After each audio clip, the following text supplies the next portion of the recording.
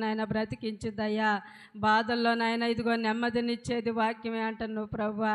అయ్యా ఇదిగో నాయన వాక్యానుసారంగా నాయన మేము నడుచుకోవటానికి సహాయం చేయయ్యా. అయ్యా ఇదిగో నా తండ్రి నాయన మీరు మాట్లాడండి అయ్యా, మీరు దర్శించండి అయ్యా ఈ రాత్రి నాయన. అయ్యా ఇదిగో విజ్ఞాపన దినం అంటే నాయన అయ్యా విలపించమంటును నాయన, రోదనము చేయమంటును, అంగలార్చమంటున్నావు ప్రభు. అనేకుల కొరకు నాయన అయ్యా ఇదిగో నాయన లోకంలో ఉన్న వారి కొరకు ప్రభు, నశించిపోయే వారి కొరకు నాయన అయా రోదనము చేయమంటున్నావు, అంగలార్చమంటున్నావు అయా, కన్నీరు గార్చమంటున్నావు ప్రభు.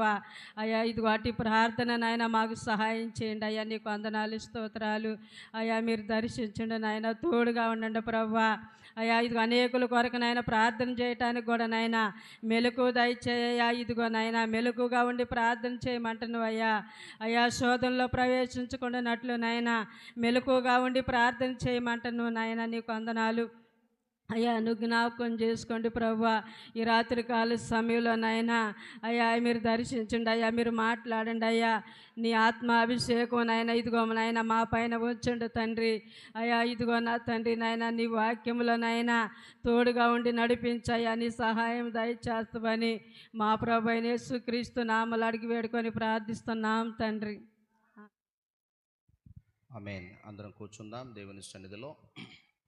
పరిశుద్ధ బైబిల్ గ్రంథం నుంచి అపోస్తులైన పౌలు గారు రాసినటువంటి కొరింథీయులకు రాసిన మొదటి పత్రిక 1వ అధ్యాయము 27, 28, 29 వచనాలు కలిసి ఉంటాయి. 29వ వచనాన్ని చదువుదాం. ఏ శరీరియు దేవుని ఎదుట అతిశయింపకుండునట్లు జ్ఞానులను సిగ్గుపరచుటకు లోకములో నుండి వెర్రివారిని దేవుడు ఏర్పరచుకొని ఉన్నాడు. బలవంతులైన వారిని సిగ్గుపరచుటకు లోకములో బలహీనులైన వారిని దేవుడు ఏర్పరచుకొని ఉన్నాడు. ఎన్నికైన వారిని వ్యర్థము చేయుటకు లోకములో నీచులైన వారిని, తృణీకరింపబడిన వారిని, ఎన్నిక లేని వారిని దేవుడు ఏర్పరచుకొని ఉన్నాడు. హల్లెలూయా. చాలా జాగ్రత్తగా దేవుని యొక్క వాక్యాన్ని విందాం కొన్ని క్షణాలు. అపోస్తులైన పౌలు గారు కొరింథీ సంఘానికి రాస్తూ తెలియజేసిన ఒక ప్రాముఖ్యమైన సంగతి ఏంటంటే, లోకములో ఇక్కడ 3 విషయాలు రాయబడి ఉన్నాయి. మొదటిది ఏమిటంటే, జ్ఞానము కలిగినటువంటి వాళ్ళు లోకములో ఉన్నారు. రెండవది బలవంతులైన వారు కూడా లోకములో ఉన్నారు. మూడవది ఎన్నిక కాబడినటువంటి వాళ్ళు కూడా లోకములో ఉన్నారు. ఈ భూమి మీద ప్రియమైన దేవుని బిడ్డలారా, ఈ భూమి మీద ఉన్నటువంటి మనుషులందరినీ మనము వారిని గురించి ఆలోచన చేస్తే, కొంతమంది జ్ఞానమును సంపాదించుకున్న వాళ్ళు ఉన్నారు, బహు జ్ఞానము కలిగిన వాళ్ళు ఉన్నారు. బలవంతులుగా ఉన్నటువంటి వాళ్ళు కూడా ఈ భూమి మీద ఉన్నారు. మూడవ వర్గము ఎవరు అంటే, ఎన్నికైనటువంటి వారు కూడా ఈ భూమి మీద ఉన్నారు. ప్రేమ దేని బిడ్డలారా, అయితే దేవుని యొక్క ప్రణాళిక, దేవుని యొక్క ఉద్దేశం, దేవుని యొక్క ఏర్పాటు, దేవుని యొక్క చిత్తము ఏమై ఉన్నదంటే, ఆయన ఏం చేశాడు తెలుసా? పౌలు గారు కొరింథీ సంఘానికి తెలియజేసిన ప్రాముఖ్యమైన సంగతి ఏంటో తెలుసా? జ్ఞానము కలిగినటువంటి వారిని దేవుడు పక్కన పెట్టి లోకములో ఉన్నటువంటి వెర్రి వారిని, అనగా జ్ఞానము లేనటువంటి వారిని ఏర్పాటు చేసుకున్నాడంట. హల్లెలూయా. రెండవది, బలముగా ఉన్నటువంటి వారిని దేవుడు పక్కన పెట్టి బలహీనులైనటువంటి వారిని ఏర్పాటు చేసుకొని వారి చేత శక్తికి మించిన, వారి బలమునకు మించినటువంటి కార్యాలు వారి చేత దేవుడు జరిగించాడు. జ్ఞానము కలిగినటువంటి వారిని దేవుడు పక్కన పెట్టి జ్ఞానము లేనటువంటి వారిని, తెలివినేనటువంటి వారిని, మనుషుల దృష్టిలో తెలివి తక్కువగా ఉన్నటువంటి వారిని, వెర్రివారిగా ఉన్నటువంటి వారిని దేవుడు ఏర్పాటు చేసుకొని వారి జ్ఞానమునకు మించినటువంటి గొప్ప కార్యాలు వారి చేత జరిగించాడు. వారి తెలివికి మించినటువంటి కార్యాలు దేవుడు జరిగించాడు. వారి ఆలోచనకు మించిన కార్యాలు దేవుడు వారి చేత జరిగించాడని దేవుని యొక్క వాక్యం తెలియజేస్తూ పౌలు గారు కొరింథీ సంఘానికి రాశారు. మూడవది, ఎన్నికైనటువంటి వారిని వ్యర్థము చేయుటకు, బలవంతులైన వారిని సిగ్గుపరచుటకు, లోకములో బలహీనులైనటువంటి వారిని దేవుడు ఏర్పరచుకొని ఉన్నాడు. హల్లెలూయా. పిల్లలు ఎందుకు తిరుగుతున్నారు మీరు? బలవంతులైనటువంటి వారిని సిగ్గుపరచుటకు,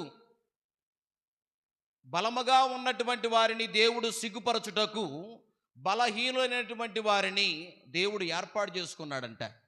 మూడవది, ఎన్నిక కాబడినటువంటి వారిని వ్యర్థపరిచి, అంటే ఎన్నికైనటువంటి వారిని దేవుడు పక్కన పెట్టేసి లోకములో ఆయన ఎవరిని ఏర్పాటు చేసుకున్నాడు తెలుసా? నీచముగా ఉన్నటువంటి వారిని. అతన్ని చూస్తే నీచముగా కనిపిస్తాడు. తన కుటుంబం నీచమైన కుటుంబంగా ఉంటుంది. తన పిల్లలు నీచమైనటువంటి వాళ్ళగా ఉంటారు. లోకములో ఎన్నికైనటువంటి వారిని వ్యర్థము చేయుటకు ఆయన పక్కన పెట్టేసి మనుషుల దృష్టికి, లోకములో ఉన్నటువంటి ఇరుగు పొరుగు వారి దృష్టికి నీచముగా ఉన్న వారిని దేవుడు, రెండవది తృణీకరింపబడిన వారిని, ఎన్నికైనటువంటి వారిని పక్కన పెట్టి ఎన్నిక లేని వారిని దేవుడు ఏర్పాటు చేసుకొని మంచి కార్యాలు జరిగించాడు. హల్లెలూయా. గొప్ప సంగతి ప్రియమైనదేని బిడ్డలారా. దేవుని యొక్క ఉద్దేశం మన పట్ల ఎలాగూ ఉన్నది అంటే, లోకములో మనకంటే జ్ఞానము కలిగిన వాళ్ళు అనేక మంది ఉన్నా, లోకములో మనకంటే బలవంతులు, మనకంటే బలము కలిగినటువంటి వాళ్ళు అనేక మంది భూమండలం మీద కనిపిస్తూ ఉన్నా, మనకంటే ఎన్నిక కాబడినటువంటి వాళ్ళు అనేక మంది ఉన్నా సరే, నీచులము, అయోగ్యులము, ఏ అర్హత లేనటువంటి మనము, ఏ మంచితనము లేనటువంటి మనము, ఏ యోగ్యత లేనటువంటి మనము, శక్తి లేనటువంటి మనలను, బలము లేనటువంటి మనలను, బలహీనులైనటువంటి మనలను, ఏ మంచితనము లేనటువంటి మనలను దేవుడు ఏర్పాటు చేసుకొని తన యొక్క స్వాస్థ్యముగా, ఏర్పరచబడినటువంటి వంశముగా, సొత్తైనటువంటి దేవుని ప్రజలుగా, ఇంకా పరిశుద్ధ జనముగా, దేవుని చేత తన స్వరక్తము చేత కడగబడి జ్యేష్ఠుల సంఘములో సమకూర్చబడి దేవుణ్ణి ఆరాధించుటకు దేవుడు గొప్ప ఘనతనిచ్చాడు. ప్రేమైన దేని బిడ్డలారా, నిజముగా లోకములో మనుషుల దృష్టికి కొంతమంది ఎలాగుంటారు అంటే విలువలేనటువంటి వాళ్ళుగా ఉంటారు. మనుషుల దృష్టిలో అతని కుటుంబం విలువలేనిది అనుకుంటారు. అతడు విలువలేనుడండి, అతడు ఎందుకు పనికిరాడు, ఏ పనికి పనికిరాడు, విలువలేనటువంటి వాళ్ళగా మనుషుల దృష్టికి కొంతమంది కనిపించవచ్చేమో. బలహీనులుగా కనిపిస్తారు, గౌరవం లేనటువంటి వాళ్ళగా కనిపిస్తారు, ఏ యోగ్యత లేనటువంటి వాళ్ళగా కనిపిస్తారు, నీచులుగా కనిపిస్తారు, తృణీకరించబడినటువంటి వాళ్ళగా కనిపిస్తూ ఉంటారు. తర్వాత అర్హత లేనటువంటి వాళ్ళగా మనుషుల దృష్టికి కనిపిస్తూ ఉంటారు. తెలివి లేనటువంటి వాళ్ళగా మనుషుల దృష్టికి కనిపించవచ్చు, జ్ఞానము లేనటువంటి వాళ్ళగా మనుషుల దృష్టికి కనిపించవచ్చు, ఇంకా బుద్ధి లేనటువంటి వాళ్ళగా మనుషుల దృష్టికి కనిపించవచ్చు. మన కుటుంబం, మన యొక్క ఆత్మీయ జీవితం, మన పిల్లలు ఒకవేళ లోకములో ఉన్నటువంటి వాళ్ళ దృష్టికి, వీళ్ళ దృష్టికి ఎలాగుంటాము అంటే, ఎందుకు పనికిరానటువంటి కుటుంబముగా, ఎందుకు పనికిరానటువంటి మనుషులుగా, మనుషుల చేత మనము పిలువబడుతూ ఉంటాం. కానీ దేవుడు అంటూ ఉన్నాడు కదా, ఎవరైతే అలాగ నిన్ను పిలుస్తూ ఉన్నారో, నేను బలవంతుణ్ణి అనుకున్న వాడిని పక్కన పెట్టి బలహీనుడైనటువంటి నిన్ను ఏర్పాటు చేసుకున్నాడు. అందరు బిగ్గరగా చప్పులు కొడుతూ దేవుని యొక్క నామాన్ని కనపరుద్దాం. హల్లెలూయా.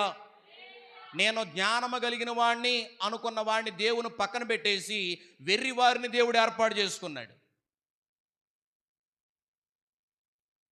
నేను ఎన్నిక చేయబడినటువంటి వాడిని అని అనుకున్నటువంటి వారిని పక్కన పెట్టేసి ఎన్నిక లేనటువంటి వారిని దేవుడు ఏర్పాటు చేసుకున్నాడు.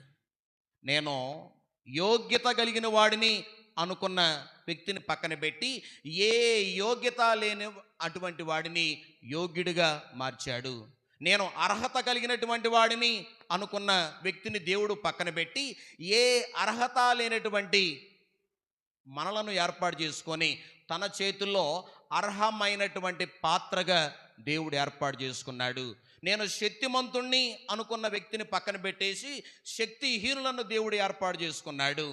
నేను గొప్పవాడిని అనుకున్న వ్యక్తిని పక్కన పెట్టి దేవుడు అల్పమైనటువంటి వారిని, స్వల్పమైనటువంటి వారిని, చిన్నవారిని, బలహీనులను, విలువలేనటువంటి వారిని, నీచముగా కనిపించే వారిని, యోగ్యత లేనటువంటి వారిని, మనుషులందరి చేత తృణీకరించబడినటువంటి వాళ్ళందరినీ దేవుడు ఏర్పాటు చేసుకున్నాడు.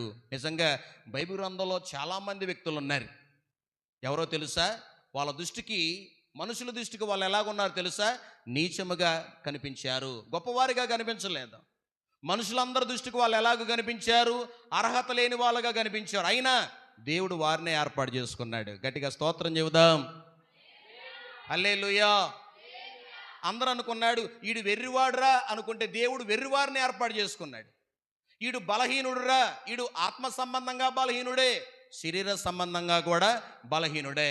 అయితే దేవుడు ఉద్దేశం ఏమై ఉన్నదంటే అటువంటి బలహీనులే నాకు కావాలి, యోగ్యత కలిగినటువంటి వాళ్ళు కాదు, యోగ్యత లేని వాళ్ళే నాకు కావాలి, అర్హత కలిగినటువంటి వాళ్ళు కాదు, అర్హత లేనటువంటి వాళ్ళే నా చేతుల్లో అర్హమైనటువంటి పాత్రగా నేను ఏర్పాటు చేసుకున్నాను అని దేవుడు అనేకమైన సందర్భాల్లో మన పితరుల ఎడల తన ఉద్దేశాన్ని, తన ప్రణాళికను, తన ఏర్పాటును ఆయన ఏం చేశాడు తెలుసా?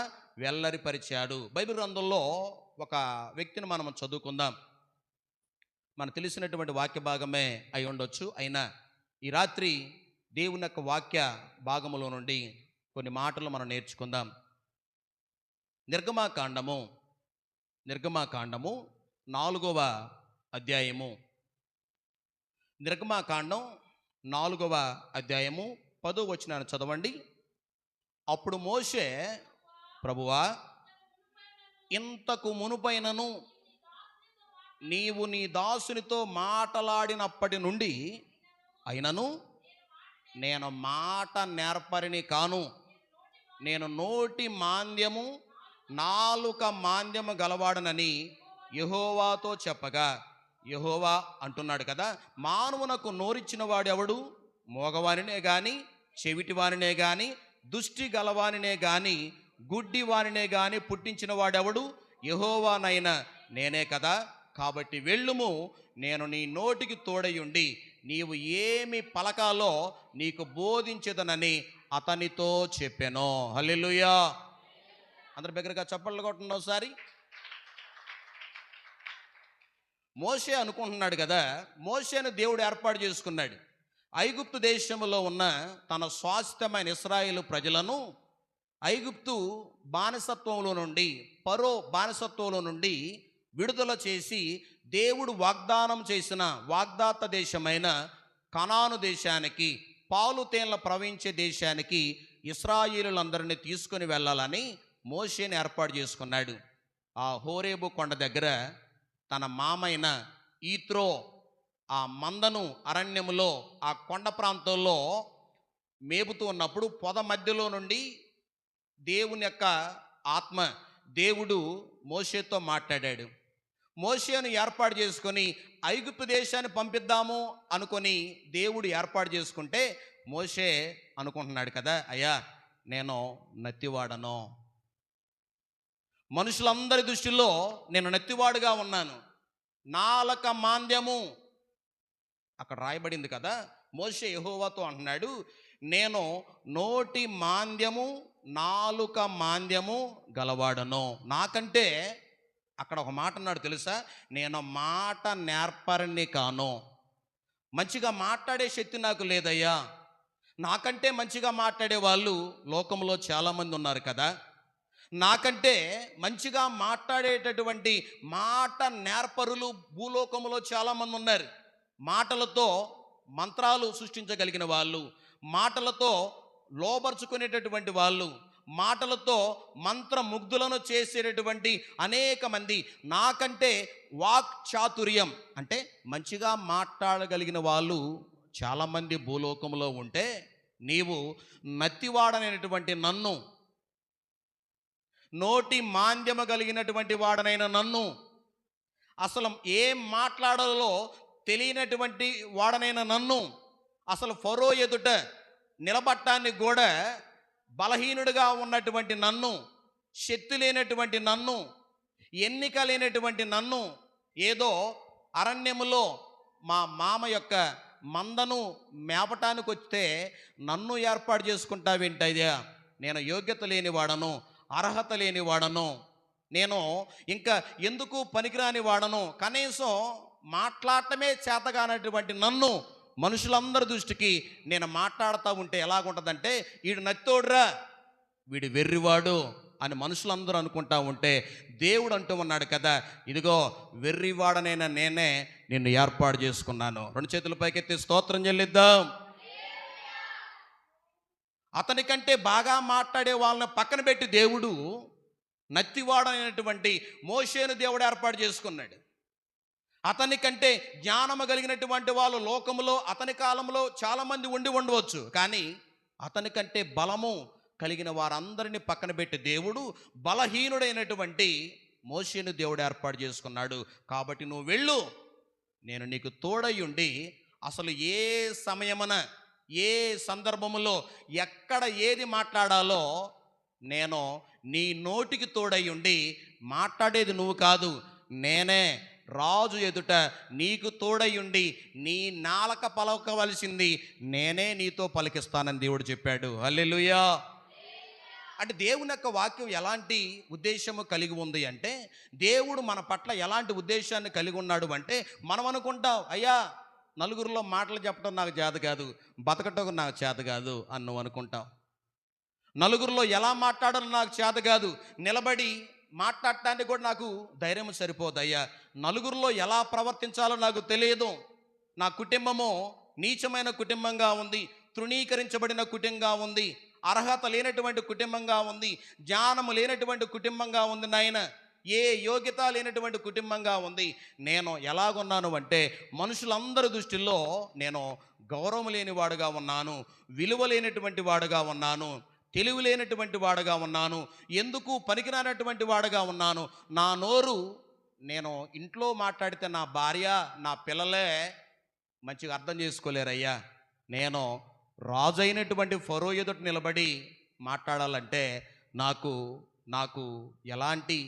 ఎలాంటి జ్ఞానం కావాలి, నేను మాట్లాడలేని ప్రభువా అని అంటే, దేవుడు అంటూ ఉన్నాడు కదా, ఇదిగో లోకములో ఉన్నటువంటి బలవంతులైనటువంటి వాడిని పక్కన పెట్టి, జ్ఞానము కలిగినటువంటి వారిని పక్కన పెట్టి, నేను ఎన్నిక కాబడినటువంటి వారిని పక్కన పెట్టి, ఇదిగో వెర్రివారిగా ఉన్నటువంటి నిన్నే, తెలివి లేనటువంటి వారిగా ఉన్నటువంటి నీలాంటి వారిని, నోటి మాంద్యము కలిగినటువంటి వారిని నేనేం చేస్తానంటే, నేను ఏర్పాటు చేసుకొని నీకంటే ఇంకా నాకు కలిగినటువంటి అన్నిటిలో నేను నీకు అధికారాన్ని ఇవ్వబోతా ఉన్నాను.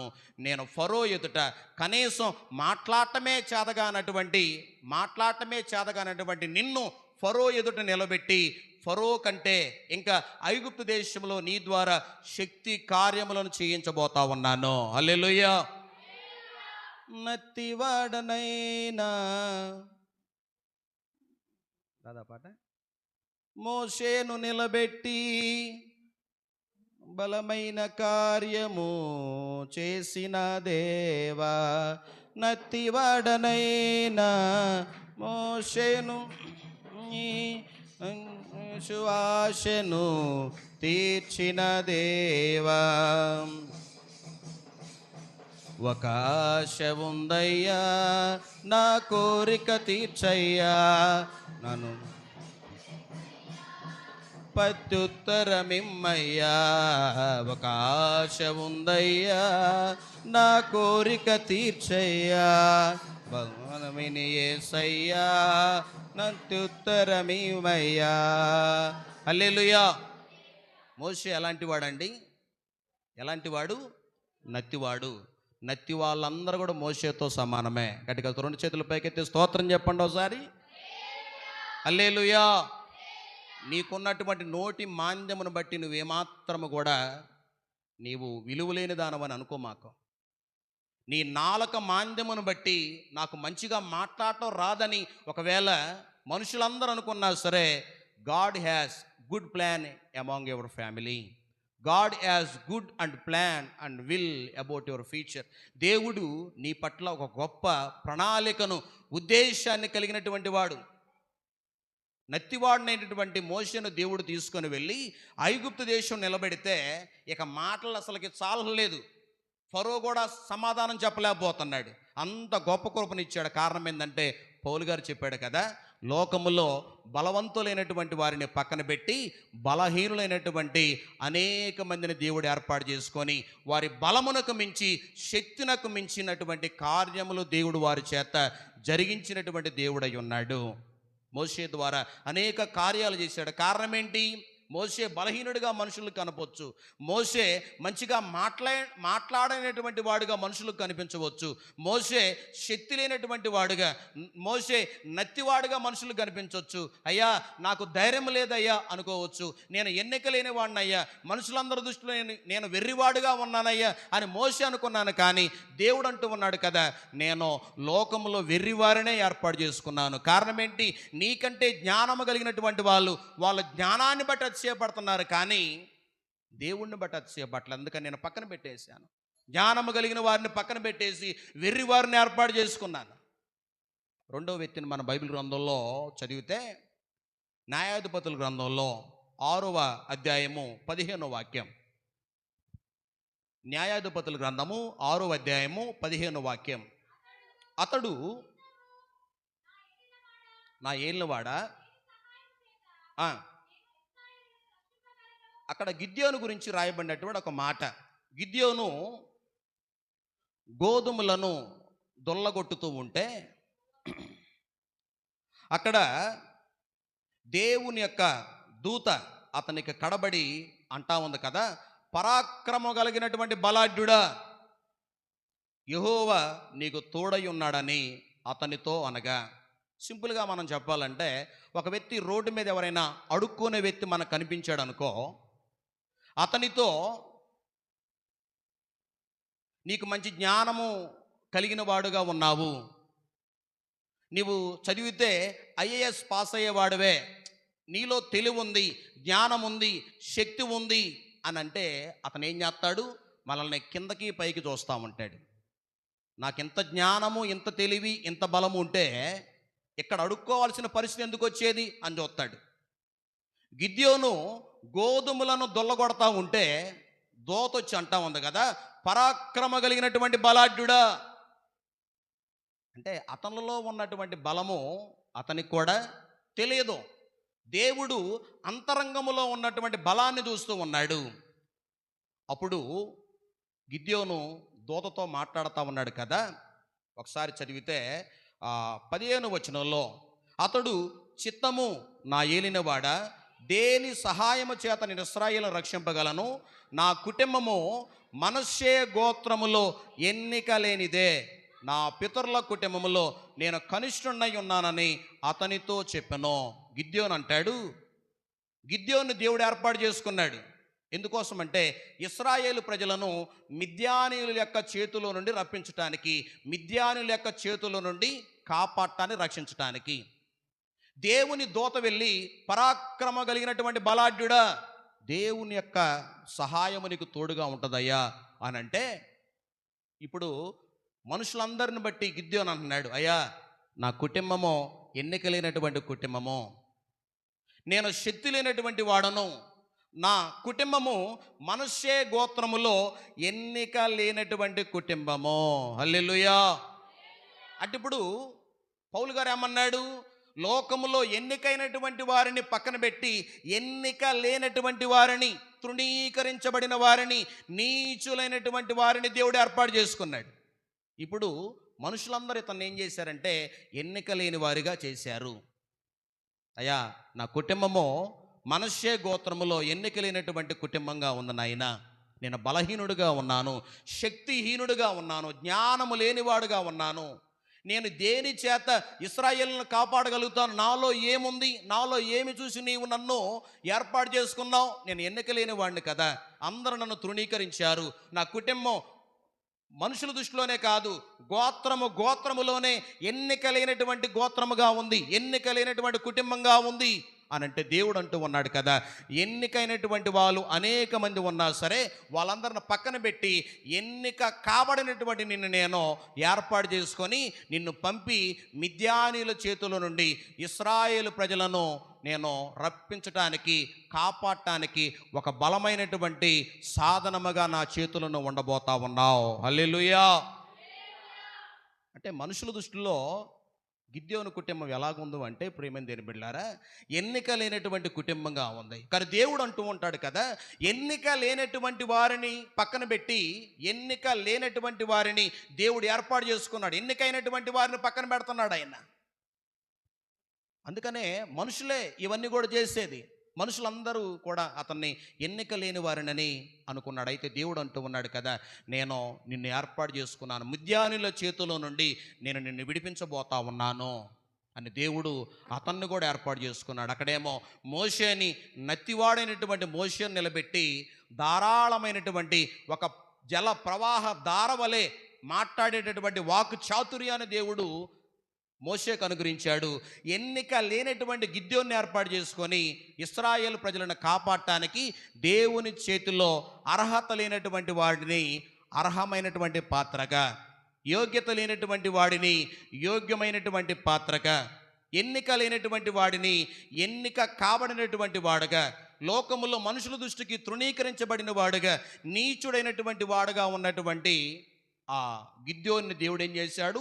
బలపరిచినటువంటి దేవుడు. హల్లెలూయా. మూడో వ్యక్తిని మనం చదివితే బైబిల్ గ్రంథంలో ఆ న్యాయాధిపతుల్లోనే ఒకసారి జస్ట్ మీకు చూపిస్తా ఉన్నాను. ఎక్కడంటే బైబిల్ గ్రంథంలోనే న్యాయాధిపతుల గ్రంథంలో 11వ అధ్యాయము మొదటి వచనం, యెఫ్తా గురించి. గిలాదు వాడైన యెఫ్తా పరాక్రమం గల బలాఢ్యుడు. అతడు వేశ్య కుమారుడు. చాలు, ఇతడు పరాక్రమ కలిగినటువంటి బలాఢ్యుడే, కానీ ఎవరికి పుట్టినటువంటి వాడు? వేశ్య కుమారుడు. అంటే లోకంలో మనుషుల దృష్టికి ఇతడు ఎలాగుంటాడు? నీచుడుగా ఉంటాడు. వేశ్యకు పుట్టినటువంటి కుమారుడు కదా. అతని సహోదరులు కూడా అంటున్నారు, గిలాదు భార్య అతనికి కుమారులను కనగా వాడు పెద్దవారై యెఫ్తాతో, నీవు అన్య స్త్రీకి పుట్టినవాడు గనుక మన తండ్రి ఎదుట నీకు స్వాస్థ్యము లేదనిరి. చాలు, అన్నదమ్ములందరూ అంటున్నారు, రే మిగతా అంటే ఈ గిలాదు వాడైనటువంటి యెఫ్తా పరాక్రమ కలిగినటువంటి బలాఢ్యుడు. అంటే అతని తండ్రి పేరు ఏంటంట? గిలాదు. గిలాదుకు ఉన్నటువంటి భార్యకు పుట్టినటువంటి సహోదరులు వేరు. ఇతనైతే తన భార్య చనిపోయిన తర్వాత గిలాదు ఒక వేషతో సాంగత్యం కలిగి ఉండటం వల్ల ఆ వేషకి గిలాదుకు పుట్టినటువంటి కుమారుడే యెఫ్తా. ఈ అన్నదమ్ములందరూ కూడా అంటారు, రే నీవు అన్య స్త్రీకి పుట్టినటువంటి కుమారుడవు, నీవు ఎటువంటి వాడవో తెలుసా? ఒక వేశ్యకు పుట్టినటువంటి కుమారుడవు. అంటే అర్థమేంటి చెప్పాలి? అంటే అర్థమేంటి? అతను ఎలాగ చూస్తున్నారు? నీచులుగా చూస్తున్నాడు. ఎన్నిక లేనటువంటి వారుగా చూస్తా ఉన్నారు. ఇంకన్నారు తెలుసా, నీవు అన్య స్త్రీకి పుట్టినవాడు గనుక మన తండ్రి ఏంటంటే నీకు ఆస్తిలో భాగం లేదు, వెళ్ళిపో. గెంటేశారు, పక్కన పెట్టేశారు, తృణీకరించారు, అతను నీచుడిగా చూస్తూ ఉన్నారు. నువ్వు వేశ్యకు పుట్టినవాడురా, చిన్నప్పటి నుంచి కూడా అతన్ని హేళనగా చూస్తూ ఉన్నారు. చిన్నప్పటి నుంచి మీ అమ్మ ఎలాంటిదంటే, మా అమ్మ వేశ్య అంటే బాగుంటుందా చెప్పండి? అతను చెప్పుకోవటానికి కూడా కనీసం నోరు కూడా రావట్లేదు ఎవరికంటే? యెఫ్తాకి. అందరూ కూడా అంటూ ఉన్నారు కదా, ఇతడు వేశ్యకుమారుడు, వేశ్యకు పుట్టినటువంటి కుమారుడు అని మనుషులందరూ అంటం వేరు. ఇంట్లో ఉన్నటువంటి సొంత అన్నదమ్ములే అతన్ని పక్కకు నెట్టేసి ఇంట్లో నుంచి బయట పంపించేసి, నీవు వేశ్యకు పుట్టినటువంటి కుమారుడవు, అన్య స్త్రీకి పుట్టినటువంటి కుమారుడు గనుక ఇంట్లో ఉండొద్దు, ఇంకా మన తండ్రి నుంచి వచ్చేటటువంటి ఆస్తిలో కూడా నీకేం లేదు. స్వాస్థ్యం లేదు అని అతని ఇంట్లో నుంచి పంపించేస్తే దేవుడు ఎలాంటి వాడో తెలుసా? ఆయన నీచముగా ఎంచబడినటువంటి యెఫ్తాను దావీదును కోరుకొని గొర్రెల దొడ్డిలో నుండి అతన్ని పిలిపించెను. పాడి గొర్రెలను మాన్పించి తన ప్రజలైన యాకోబును, తన స్వాస్థ్యమైన ఇశ్రాయేలును మేపుడికై ఆయన అతనిని రప్పించెను. అతడు యథార్థహృదయుడై వారిని పరిపాలించెను, కార్యముల యందు నేర్పరి అయి వారిని నడిపించెను. దావీదును కూడా దేవుడు ఏం చేశారంట? ఏర్పాటు చేసుకున్నాడు. దావీదు కూడా ఎలాగున్నాడు? ఎన్నికలైనటువంటి వాడుగా ఉన్నారు. ఇంట్లో ఆ యెష్యాకు పుట్టినటువంటి 8 మంది కుమారుల్లో అతడు చిన్నవాడుగా ఉన్నాడు, ఎన్నికలైనటువంటి వాడుగా ఉన్నాడు. యుద్ధం చేయడానికి నీకు శక్తి చాలదరా, నువ్వు గొర్రెలు కాసుకునేవాడివి. దావీదు ఒడిసెలో రాయి తీసుకొని గిరా గిరా గిరా గిరా గిరా దిప్పుతా ఉంటే అందరు కూడా ఇహి ఇహి అని నవ్వుతున్నారంట.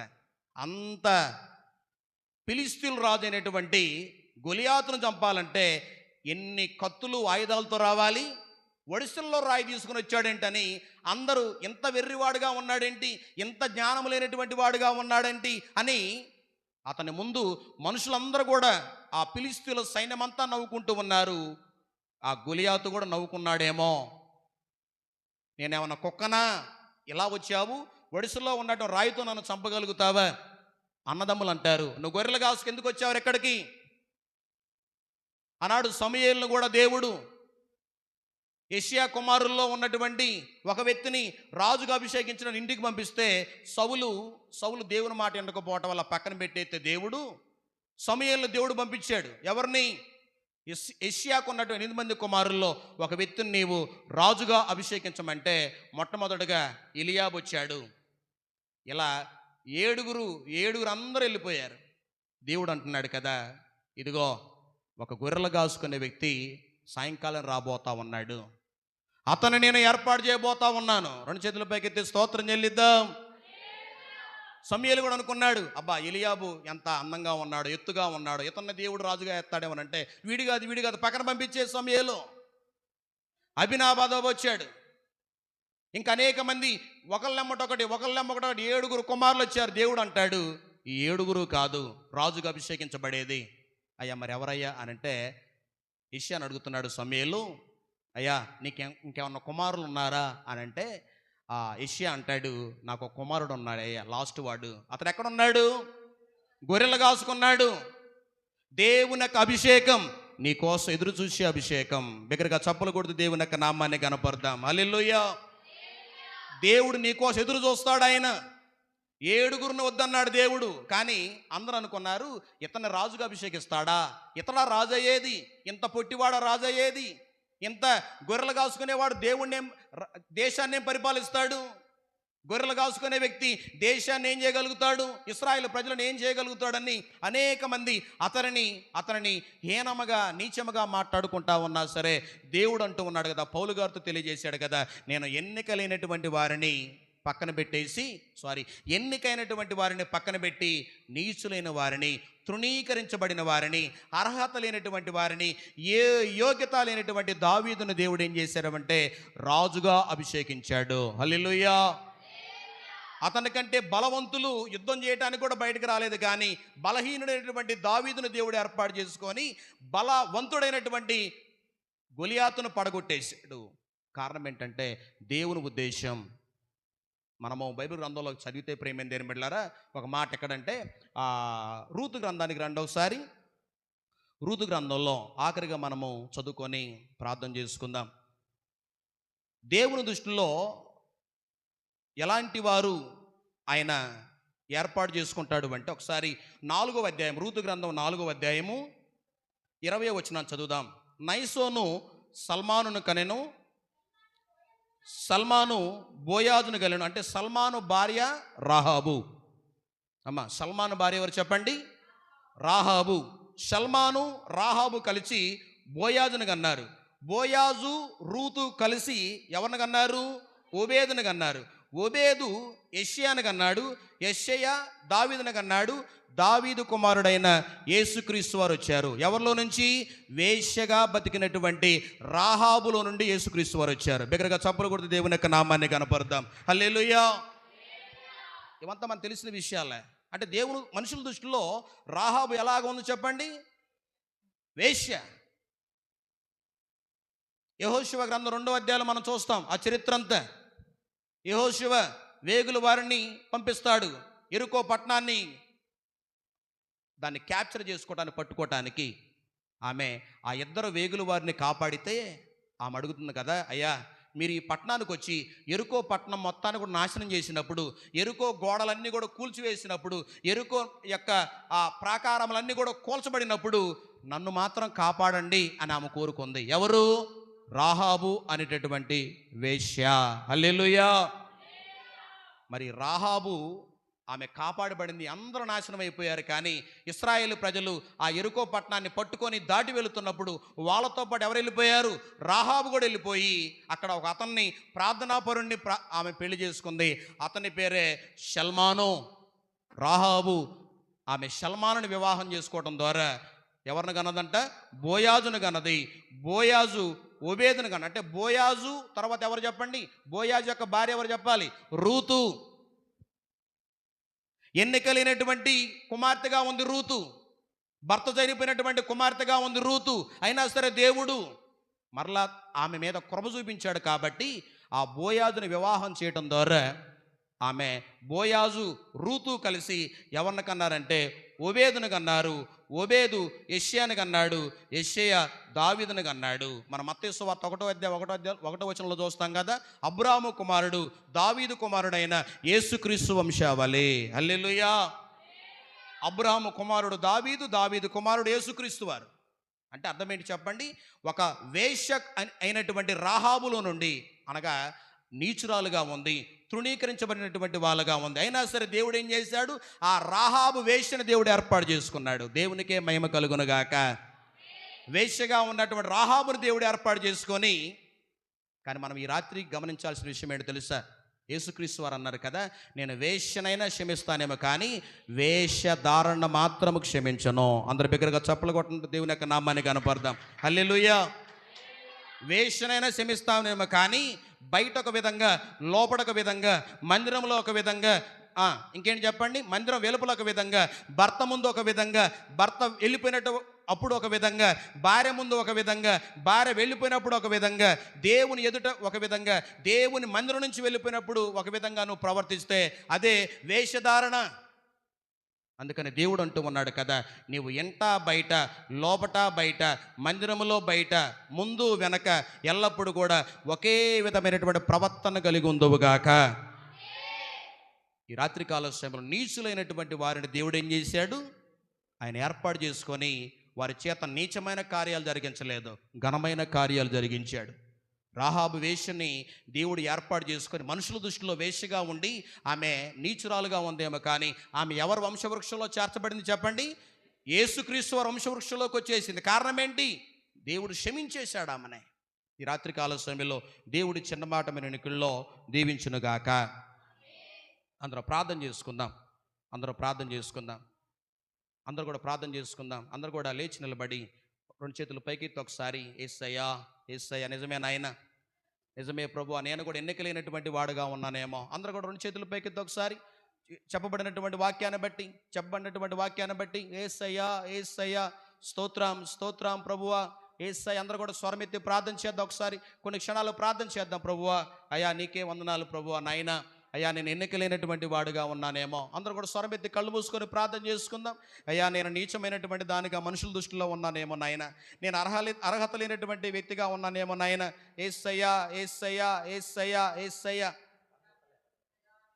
అర్హత లేకుండా స్తోత్రం, స్తోత్రం, స్తోత్రం, స్తోత్రం, స్తోత్రం. యేసయ్యా, యేసయ్యా, యేసయ్యా. అందరూ